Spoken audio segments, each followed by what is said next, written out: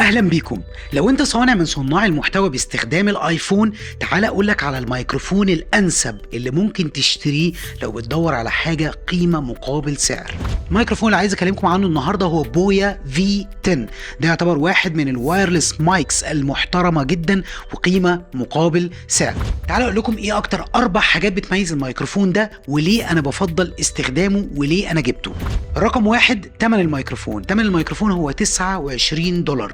طبعا انت لو جيت تشوف المنافسين للميكروفون ده في الفئه السعريه دي هتلاقي ان كلهم براندز مش معروفه اصلا، وحاجات يعني صعب انك انت تاخد الريسك بتاعها وتشتريها لمجرد سعرها.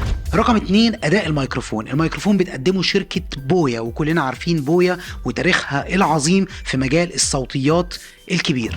رقم 3، الميكروفون هو من نوعيه بلاج اند بلاي. بلاج اند بلاي بمعنى انك انت بتركب الريسيفر في التليفون وبعد كده بتشغل الميكروفون، خلاص اول سيت اول دان، جاهز انك انت تسجل على طول، مش محتاج انك انت توصل بلوتوث ولا الكلام ده. رقم 4، ودي ميزه مهمه جدا لكل صناع المحتوى الموجودين في مصر، الميكروفون بيجي بضمان 2 لانه ليه وكيل رسمي محلي هو فوتو اكسبرس. طبعا اول ما بنيجي نفتح علبه الميكروفون، هو طبعا الميكروفون ستريت فورورد ما فيهوش اي حاجه خالص. دي العلبه بتاعته، العلبه بيجي فيها الريسيفر يونت دي اللي بتتركب في التليفون من تحت، بعد كده الميكروفون نفسه، بعد كده وصله USB. ملحوظه بس سريعه، خلي بالك وانت بتشتري الميكروفون، لان الميكروفون فيه منه 2 فيرجنز، في منه USB-C وفي منه لايتنينج. فانت لو انت عندك ايفون 15 واللي بعد كده او اندرويد فونز هو USB-C، لو عندك لحد ايفون 14 هو اللايتنينج.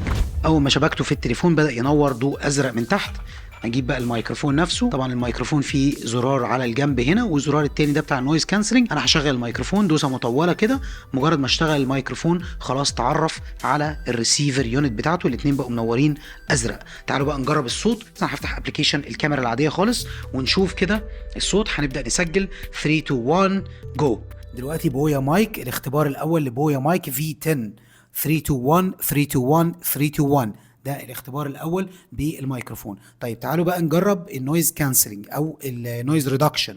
هدوس كده دوسه، اول ما دوست عليها نور اخضر 1 2 3 1 2 3 1 2 3. شوفوا الصوت وقولوا لي رايكم.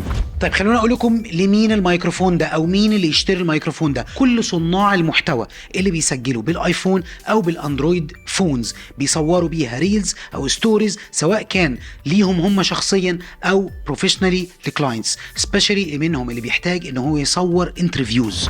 في النهايه لو استفدت من الفيديو ده اعمل شير مع اصحابك، يمكن غيرك يستفيد. اشوفكم على الف خير.